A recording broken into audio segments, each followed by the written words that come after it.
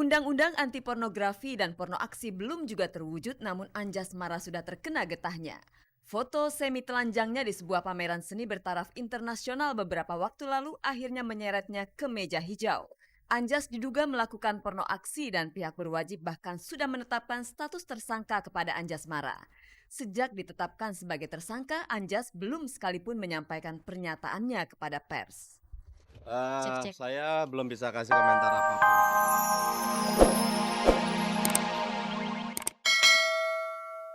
Selamat pagi pemirsa, selamat bergabung kembali di Gospot. Saya Nela Ana akan menghantarkan gosip-gosip serta berita-berita pilihan dari kalangan selebriti untuk Anda. Tak ada yang ditambahi, tak ada yang dikurangi, dan tak ada yang memanas-manasi. Jangan lupa pemirsa, ada kuis berhadiah 3 juta rupiah untuk 3 orang pemenang. Kalau Anda mau hadiahnya, jawab pertanyaan kuisnya. Caranya mudah sekali, ketik GS spasi jawaban A atau jawaban B dan kirimkan via SMS ke nomor 6288. Jadi simak beritanya dan jawab pertanyaan kuisnya di akhir tayangan nanti. Bersama Gospot Anda tak perlu was-was ketinggalan berita. Dan pemirsa, inilah sajian segar dari meja redaksi Gospot untuk Anda yang memang haus akan berita-berita dari dunia selebriti.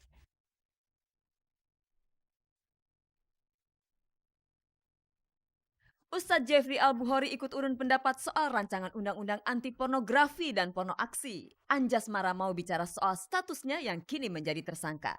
Kiki Amelia merombak total penampilannya setelah kontroversi foto syurnya di majalah pria.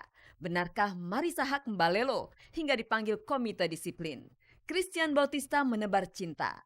Saksikan pula persiapan Vina Panduwinata dalam menghadapi konser tunggalnya. Di bulan Muharram ini para artis menyuarakan kepeduliannya akan nasib anak yatim dan fakir miskin.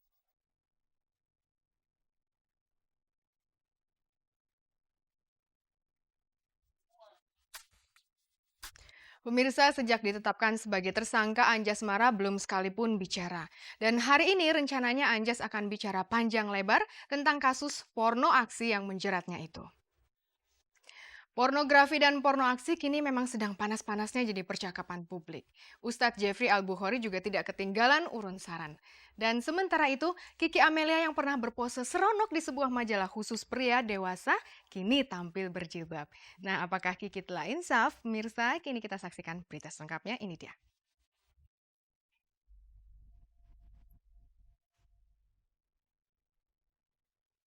Undang-undang anti pornografi dan porno aksi belum juga terwujud, namun Anjasmara sudah terkena getahnya.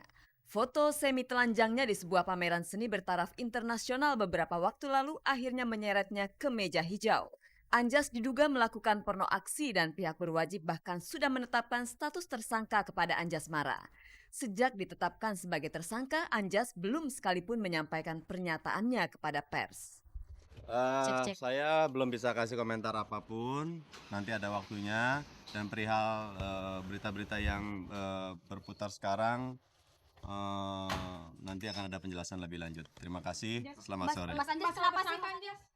Pornografi dan porno aksi kini memang sedang mendapat perlawanan keras dari masyarakat, terutama para ulama. Ulama muda Ustadz Jeffrey Al-Bukhari juga ikut prihatin dengan maraknya pornografi dan porno aksi yang bahkan sudah begitu bebas dinikmati oleh remaja ingusan. Gila bos, di depan sekolah, bayangin aja di depan gereja, di depan masjid, di depan madrasah. Itu semua majalah ada, belum lagi pedagangnya yang tidak intelek. Siapapun bisa beli. Kayak persoalan rokok, oke lah 17 tahun ke atas. Tapi kadang-kadang yang namanya pedagang mereka nggak lihat. Yang penting bawa duit, mau anak kecil, mau siapa, dia kasih gitu kan. Nah, kesadaran seperti ini yang belum tumbuh di masyarakat kita. Ya, bukan berarti saya ingin menyalahkan para pedagang, tidak, mereka juga mencari rezeki. Ya, saya tidak bisa menyalahkan itu. Tapi jangan sampai kita menjadikan sebuah rasionalisasi, pembenaran. Tak hanya kaum ulama yang gerah, para seniman, fotografer, serta model yang selama ini bebas mengekspresikan keindahan tubuh wanita juga ikut-ikutan gerah. Kiki Amelia misalnya. Model yang pernah tampil dengan busana minim di sebuah majalah khusus pria ini kini terlihat berusaha mengubah citra buruk yang terlanjur melekat di tubuhnya. Enggak sih, ini untuk coba-coba aja gitu. Udah pengen pakai baju tertutup. Cuman karena pekerjaan, terus juga aku pikir aku takutnya belum siap dan belum ada panggilan.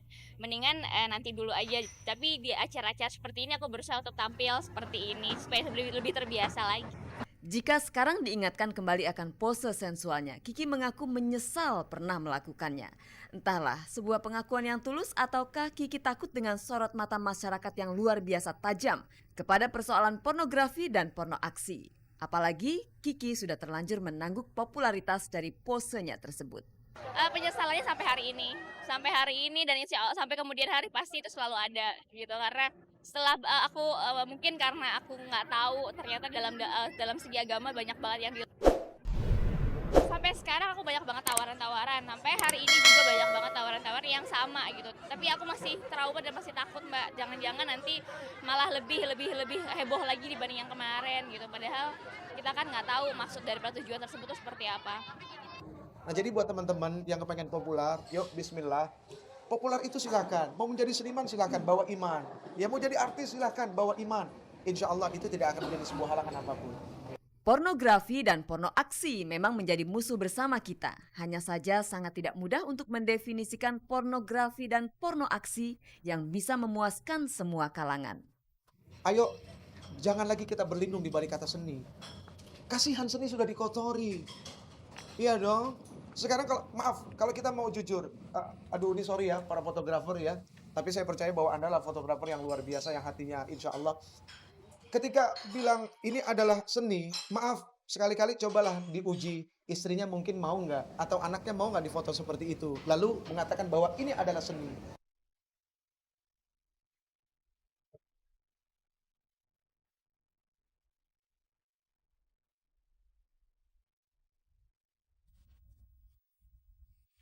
Namanya juga manusia, punya sejuta rambut, punya sejuta pemikiran yang berbeda. Pemirsa, niat Marissa Haque untuk mencalonkan diri sebagai Gubernur Banten tampaknya mendapatkan teguran keras dari partainya. Sampai-sampai Marissa dipanggil oleh Komite Disiplin. Nasib Marissa kini berada di tangan Komite Disiplin.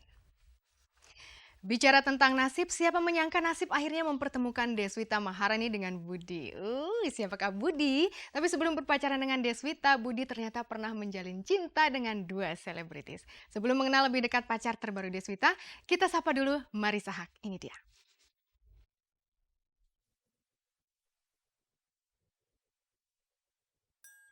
Niat besar Marissa Haque untuk mencalonkan diri sebagai Gubernur Banten terus menuai kontroversi. Persoalannya, hasil Rakerda DPD PDI Perjuangan wilayah Banten sudah merekomendasikan pasangan lain sebagai satu-satunya bakal calon gubernur dan wakil gubernur dari partai tempat Marissa bernaung.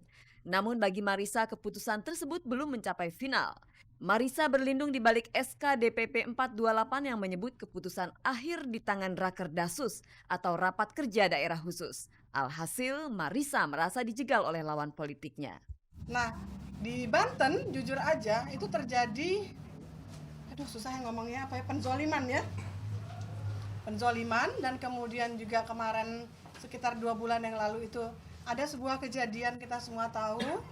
Dan pada saat saya lagi melakukan tugas sebagai ketua 2 bidang, bidang kestra sama pemberdayaan perempuan, saya diusir dari tempat kerja saya.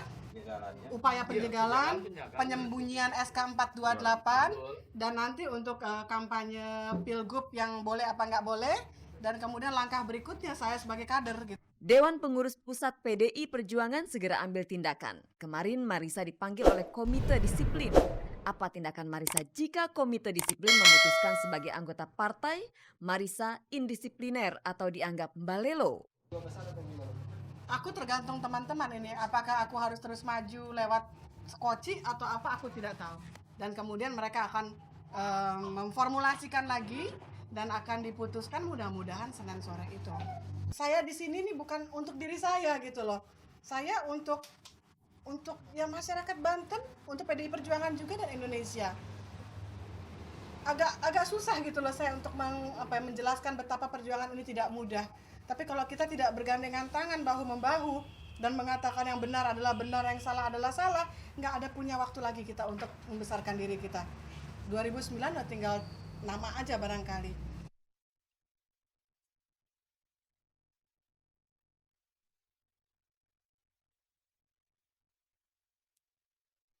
Beberapa waktu lalu, Deswita Maharani menghadiri pernikahan Taufik Hidayat dan Armi Dianti Gumelar sambil menggandeng pria muda bernama Budi.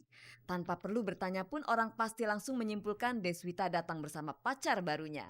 Deswita tak mau bicara banyak tentang pacar barunya dan malah menjanjikan sebuah kejutan pada tanggal 9 Februari 2006. Apa kejutan dari Deswita? Ternyata Wita hanya ingin memperkenalkan kekasih barunya kepada para wartawan. Ya sebenarnya awal menjalin hubungan sama Budi itu kan bisa dibilang sesuatu yang aku nggak pernah nyangka.